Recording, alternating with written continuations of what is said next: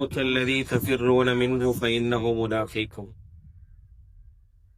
ثم تردون إلى عالم الغيب والشهادة فينبئكم بما كنتم تعملون.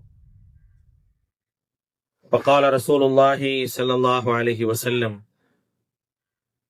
أكثروا ذكر هادم اللذات. அன்பான சகோதரர்களே, நாமெல்லாம் நமக்கு மறுமையை நினைவூட்டக்கூடிய மண்ணறையில் நின்று கொண்டிருக்கின்றோம். நமக்கு மறுமையையும் மண்ணறையும் நினைவுபடுத்தக்கூடிய ஒரு இடம்தான் மனிதர்களை அடக்கம் செய்யக்கூடிய இடம் என்பதை அல்லாஹுடைய தூதர் ஸல்லல்லாஹு அலைஹி வஸல்லம் அவர்கள் சொல்லி காட்டுகின்றார்கள். ஃபஇன்னஹா துதக்கிருல் ஆஹிரா. இந்த இடம் எப்படிப்பட்டது என்று சொன்னால், நமக்கு மறுமையை ஞாபகப்படுத்தும். ஒவ்வொரு முஸ்லிமும், இறை நம்பிக்கை கொண்ட ஒவ்வொரு முஸ்லிமுக்கும் இந்த இடத்திற்கு வரக்கூடிய அந்த சந்தர்ப்பத்திலே, நாளை நானும் இங்கே அடக்கம் செய்யப்படுவேன், என்னை அடக்கம் செய்வதற்கும் மக்கள் வருவார்கள், அடக்கம் செய்யப்பட்ட பிறகு தனிமையில் நான் விட்டு செல்லப்படுவேன், என்னிடத்தில் கேள்வி கணக்கு கேட்கப்படும், கேள்வி கணக்குக்கு பிறகு என்னுடைய வாழ்க்கை, நிலையான வாழ்க்கை எப்படி இருக்கும் என்பதை முடிவு செய்யக்கூடிய இடம் இந்த இடம் என்பதை ஒவ்வொரு முஸ்லிமும் உணர்ந்தவர்களாக இருக்கின்றார்கள்.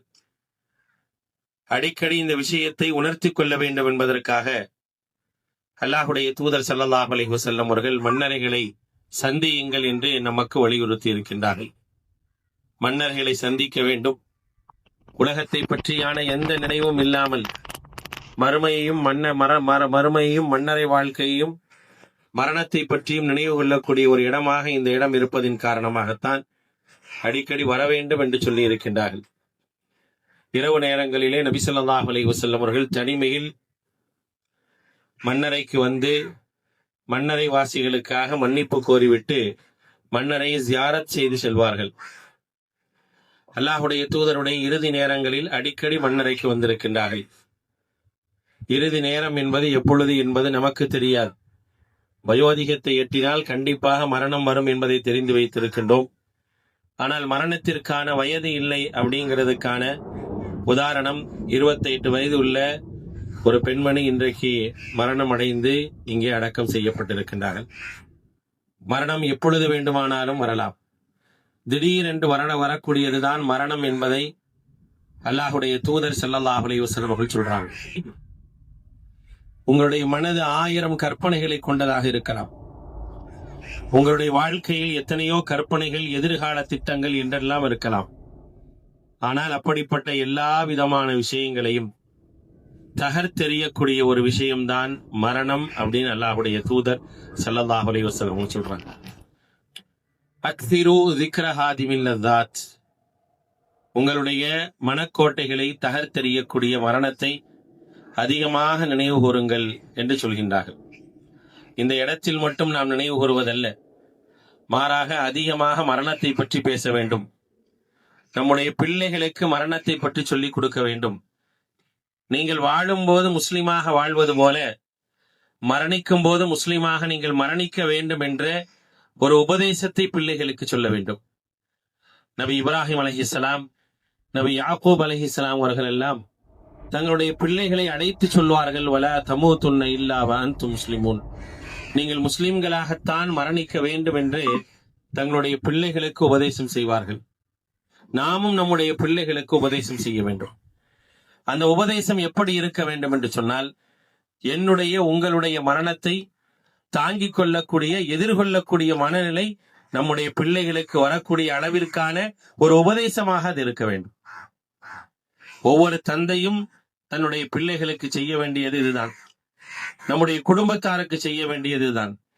எப்பொழுது வேண்டுமானாலும் மரணம் வரலாம். அல்லாஹு யதவஃபல் அன்ஃபுஸ ஹீன மௌத்திஹா. அல்லாஹ் ரப்புல் ஆலமீன் ஒவ்வொரு ஆத்மாவையும் அதனுடைய மரணத்துடைய நேரத்தில் உயிரை எடுக்கின்றார். வல்லத்தி லம் தமுத் ஃபீ மனாமிஹா. அந்த நிர்ணயம் வராதவர்களுடைய நிலை என்ன? அவர்களுடைய உறக்கத்தில் அவருடைய உயிர் எடுக்கப்பட்டு மீண்டும் தரப்படுகின்றது என்று அல்லாஹ் ரப்புல் ஆலமீன் திருமறை குர்ஆனிலே சொல்கின்றார்.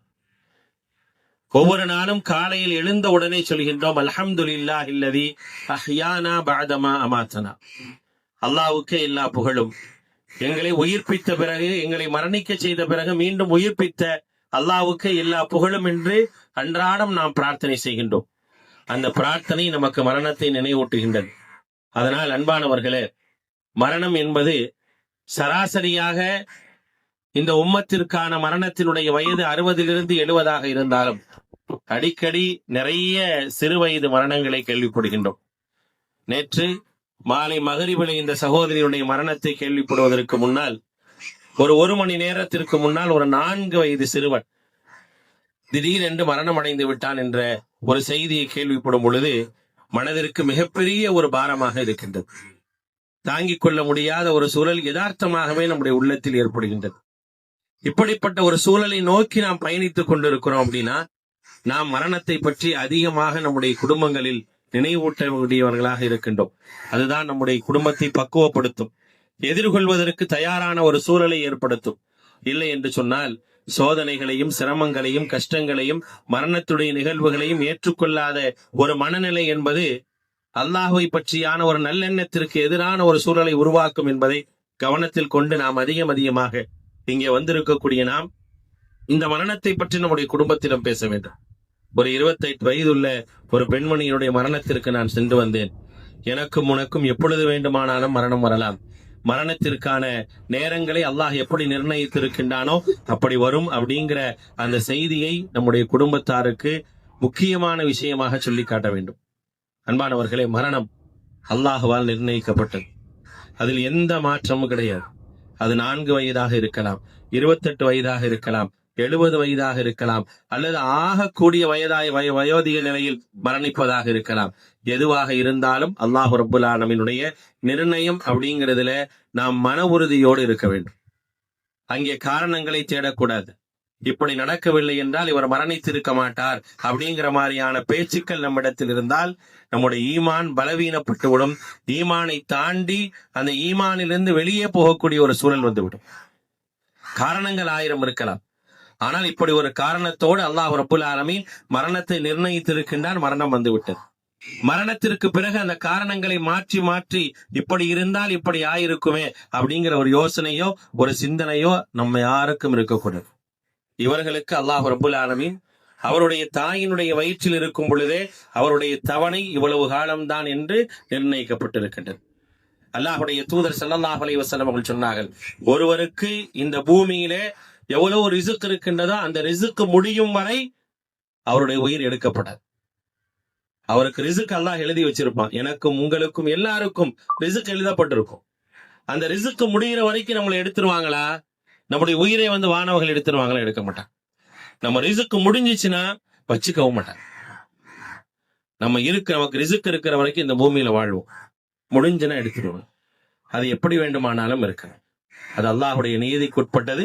அதை முழுமையாக நாம் அதை அப்படி ஏற்றுக்கொள்ள வேண்டும், அங்கீகரிக்க வேண்டும்.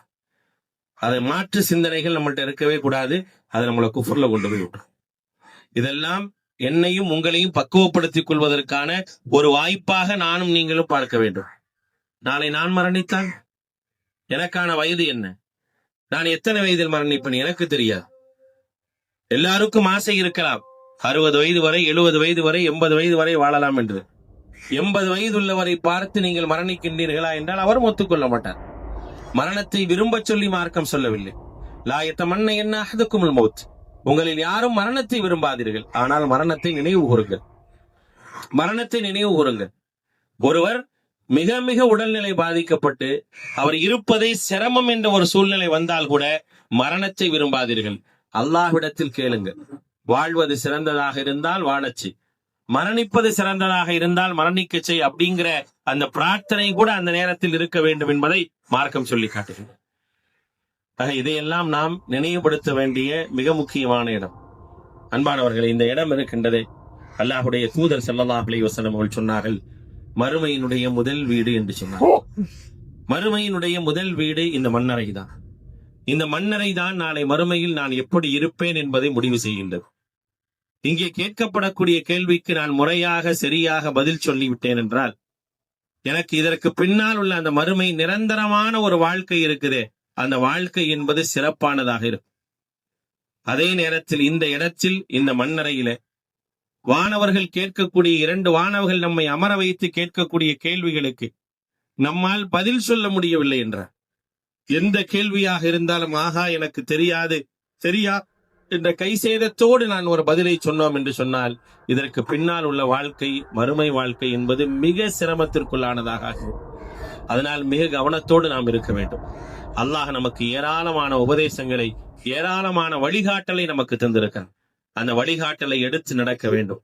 அவைகளை எல்லாம் புறக்கணித்து வாழ்ந்தோம் என்று சொன்னால் திருமறை குர்ஆனிலே அல்லாஹ் சொல்கின்றான், மன் அஅரத அன் ذிக்ரி ஃபஇன்ன லஹு மஈஷத்தன் லங்கா. யார் என்னுடைய உபதேசத்தை புறக்கணித்து வாழ்கின்றார்களோ அவருக்கு மஈஷத்தன் லங்கா, நெருக்கடியான ஒரு வாழ்க்கை இருக்கின்றது. அந்த வாழ்க்கையை பற்றி சொல்லும் போது அல்லாஹுடைய தூதர் இந்த வாழ்க்கையை தான் சொன்னாங்க. நீ உலகத்துல வாழும் போது அல்லாஹுடைய கட்டளை ஏற்று அல்லாஹ் சொன்னதின் அடிப்படையில் அவனை மட்டுமே வணங்கி அவனுக்கு எந்த விதமான இணைதுணை இல்லாமல் நீ ஒரு வாழ்க்கையை வாழல அப்படின்னா இந்த வாழ்க்கை என்பது உங்களுக்கு மிகப்பெரிய ஒரு நெருக்கடியாக இருக்கும். மஈஷத்தன் லங்கா, நெருக்கடியான வாழ்க்கையாக இருக்கும். நெருக்கடினா சாதாரணமானதன், நாம் கற்பனை செய்து பார்த்திட முடியாத அளவிற்கான நெருக்கடிகளும் வேதனைகளும் இந்த இடத்தில் உண்டு. அந்த இடத்தை பற்றி அல்லாஹ் சொல்லும் போது குர்ஆனில் சொல்லி காட்டுகின்றான், வமின் வராஇஹிம் பர்ஸஹ். இது ஒரு திரைமறைவு வாழ்க்கை. நீங்கள் தோண்டி பார்த்தால் எல்லாம் தெரியாது. ஒரு திரைமறைவு வாழ்க்கை. அந்த வாழ்க்கையிலே ஒரு மனிதன் வேதனை அனுபவித்துக் கொண்டே இருப்பான். அவன் பாவியாக இருந்தால் இலா யௌமி யுபஅஸூன், மறுமை நாள் வரை, ஒரு நாள் 2 நாள் அல்ல, மறுமை நாள் வரை வேதனை அனுபவித்துக் கொண்டே இருக்கும். மரணத்தின் போது உள்ள வேதனை எல்லாம் பெரிய விஷயமே இல்லைங்க. மரணிக்கக்கூடிய அந்த தருவாயிலேயோ மரண நேரத்திலேயோ ஒருத்தவங்க வேதனை அனுபவிக்கிறாங்க அப்படின்னா அந்த வேதனை என்பது அவர்களுடைய பாவங்களை போக்குவதற்காக அல்லாஹ் வச்சிருக்கலாம்.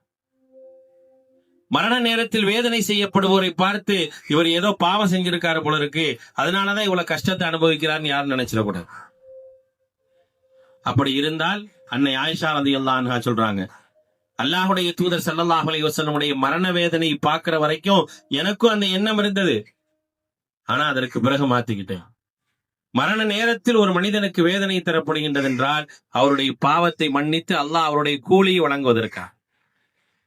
அல்லாஹுடைய தூதர் ஸல்லல்லாஹு அலைஹி வஸல்லம் அவங்கள்ட்ட ஒரு நபித்தோழர் வந்து கேட்கிறாங்க, ஃபத்ல் இப்னு அப்பாஸ் ரலியல்லாஹு அன்ஹு வந்து கேட்கிறாங்க, அல்லாஹுடைய தூதரே, நீங்கள் எப்படிப்பட்ட வேதனை உணர்கின்றீர்கள்? உங்களுடைய 2 மனிதர்கள் அனுபவிக்கக்கூடிய வேதனை நான் அனுபவித்துக் கொண்டிருக்கிறேன். அப்படி என்றால் அக்கல் அஜ்ரைன், உங்களுக்கு 2 கூலியா அப்படின்னு கேட்கும் போது ஆமாங்கிறான். அதனால ஒரு மரண தருவாயில் ஏற்படக்கூடிய உடல் ரீதியான வேதனை இருக்கா இல்லையா, அந்த வேதனை என்பது நம்முடைய பாவங்கள் மன்னிக்கப்படுவதற்காகவும் நமக்கு கூலி எடுக்கப்படுவதற்காகவும் அல்லாஹ் ரப்புல் ஆலமீன் தரலாம். ஆனால் நம்மோட ஆன்மா ரீதியாக வேதனை என்பது நமக்கு இருக்கக்கூடாது. ஆன்மா ரீதியான வேதனை இருக்கா இல்லையா, உலகத்தில் நல்லபடியாக வாழாம அல்லாஹ் கற்றுத்தந்த விஷயங்களை கற்றுக்கொண்டு அதை செயல்படுத்தாமல் வாழ்ந்தோம் அப்படின்னா உயிரை கைப்பற்ற வரக்கூடிய அந்த வானவர் உயிரை கைப்பற்றக்கூடிய நேரத்தில் யதுரிபூன உஜூஹஹும் வ அத்பாரஹும், முகங்களிலும் முதுகுகளிலும் அடித்து உயிரை எடுப்பாரே, அது வேதனை. அப்படிப்பட்ட ஒரு வேதனை இல்லாமல் அல்லாஹ்விடத்தில் பாதுகாப்பு தேடுவோம். அதற்கு பிறகு அந்த உயிரை எடுத்த பிறகு வானவர்கள் கண்ணு கட்டிய தூரம் உட்கார்ந்து இருக்கக்கூடிய வானவர்கள் சபிப்பார்களே, அந்த சபித்தலிலிருந்து பாதுகாப்பு பெற வேண்டும். உயிரை வெளியே எடுத்த உடனே அந்த உயிருக்கான ஒரு துர்நாற்றம் இருக்கின்றது, அந்த துர்நாற்றத்தை விட்டு பாதுகாப்பு தேடணும். இவைகள் எல்லாம் பாவிகளுக்கு, அல்லாஹுடைய கட்டளை ஏற்று நடக்காத பாவிகளுக்கு தரக்கூடிய வேதனை என்று அல்லாஹுடைய தூதர் ஸல்லல்லாஹு அலைஹி வஸல்லம் சொல்றாங்க. நல்லவர்களாக இருந்தால் மிக இலகுவாக உயிர் கைப்பற்றப்பட்டு கஸ்தூரி மனத்தோடு அந்த உயிர் வந்து சொர்க்கத்திலிருந்து எடுத்து வரப்பட்ட கஃபன் துணியிலே, அந்த கஃபன் துணியில் போடப்பட்ட அந்த அபீர் பொடியிலே அந்த உயிர் வைக்கப்பட்டு அப்படி வானவர்கள் சுருட்டி எடுத்து செல்வார்கள். முதல் வானத்திலிருந்து 7வது வானம் வரை எடுத்து செல்வார்கள். அந்த உயிர் கைப்பற்றப்பட்ட உடனே கஸ்தூரி மனம், உட்கார்ந்திருக்கக்கூடிய கண்ணு கட்டிய தூரம் உட்கார்ந்திருக்கக்கூடிய வானவர்கள் எல்லாம் அந்த உயிரை நினைத்து புகழ்வார்கள், புகழ்ந்து கொண்டே இருப்பார்கள். முதல் வானத்திலிருந்து 7வது வானம் வரை கொண்டு வரப்பட்டு அனைத்து வானங்களிலும் புகழப்பட்டு அந்த உயிருக்கான நன்மைகள் எல்லாம் எழுதப்படும் என்பதை அல்லாஹுடைய தூதர் ஸல்லல்லாஹு அலைஹி வஸல்லம் சொல்றாங்க. இன்னல் அப்ரார லஃபீ இல்லீன், நல்லவர்களுக்கான எல்லா விதமான நன்மைகளும் இல்லியின் என்ற பதிவேட்டில் எழுதப்படும். நாங்க அப்படிப்பட்ட ஒரு பதிவேட்டிற்குரியவர்களாக நீங்களும் நானும் இருப்பதற்கு அல்லாஹ்விடத்தில் அதிகமாக பிரார்த்தனை செய்வதோடு அப்படிப்பட்ட வாழ்க்கையை வாழ வேண்டும். இன்றைக்கு அடக்கம் செய்யப்பட்டிருக்கக்கூடிய இந்த சகோதரி, அவருடைய மரணத்திற்கு சில நாட்களுக்கு முன்னால் அவர்கள் என்ன கஷ்டங்களை சிரமங்களை அனுபவிச்சாங்களோ அந்த சிரமங்களை அல்லாஹ் ரப்புல் ஆலமீன் அவர்களுக்கு கூலியாக தர வேண்டும் என்று நான் பிரார்த்தனை செய்கிறேன். அவர்கள் அதை கூலியாக பெற்று அதன் மூலமாக அல்லாஹ் ரப்புல் ஆலமீன் இந்த வாழ்க்கையும் இதற்கு பின்னால் உள்ள மறுமை வாழ்க்கையும் சிறப்பானதாக ஆக்கித்தர வேண்டும் என்று பிரார்த்தனை செய்ய வேண்டும். இப்பொழுது கேள்வி கணக்கு கேட்கப்பட இருக்கின்றார்கள். எந்த உயிர் எடுக்கப்பட்டதோ அந்த உயிர் மீண்டும் அவர்களுக்கு தரப்படும். உட்கார வைத்து கேள்வி கணக்கு கேட்கப்படுவார்கள். கேட்கக்கூடிய எல்லா கேள்விக்கும் உறுதியாக பதில் சொல்ல வேண்டும் என்று அவர்களுக்காக பிரார்த்தனை செய்ய வேண்டும். இந்த மன்னரை விசாலமாக்கப்பட வேண்டும் என்று நாம் பிரார்த்தனை செய்ய வேண்டும். அவர்கள் மன்னிக்கப்பட வேண்டும் என்று பிரார்த்தனை செய்ய வேண்டும். இதெல்லாம் நாம் இவர்களுக்கு செய்ய வேண்டிய கடமை. இங்கே இருக்கக்கூடிய எல்லோருக்கும் நாம் செய்ய வேண்டும். யக்ஃபிருல்லாஹு லனா வலக்கும், அல்லாஹு தஆலா எங்களையும் உங்களையும் மன்னிப்பானாக. அன்தும் சாபிகுன் வ நஹ்னு பில் அஸர், நீங்கள் முன்னால போயிட்டீங்க நாங்க பின்னால வருவோங்கிற அந்த பிரார்த்தனையோடு தான் நாம் இங்கே கடந்து செல்ல வேண்டும். அப்படிப்பட்ட பிரார்த்தனை இந்த சகோதரிக்காக செய்து இந்த சகோதரி இந்த வாழ்க்கையில் ஈடேற்றம் அடைந்து இதற்கு பின்னால் உள்ள மறுமையின் வாழ்க்கையிலும் ஈடேற்றம் அடைவதற்கு எல்லாம் நல்ல அருள் புரிவானாக. இவர்களை இழந்து நிற்கக்கூடிய அவருடைய இந்த சகோதரியுடைய கணவருக்கும் அவருடைய குழந்தைகளுக்கும் அல்லாஹு தஆலா அழகிய பொறுமையும் நல்ல பக்குவத்தையும் சிறந்த ஒரு வாழ்வியலையும் அல்லாஹ் ரப்புல் ஆலமீன் தந்தருள் புரிவானாக. வாஹிரு தஅவானா அல்ஹம்துலில்லாஹி ரப்பில் ஆலமீன்.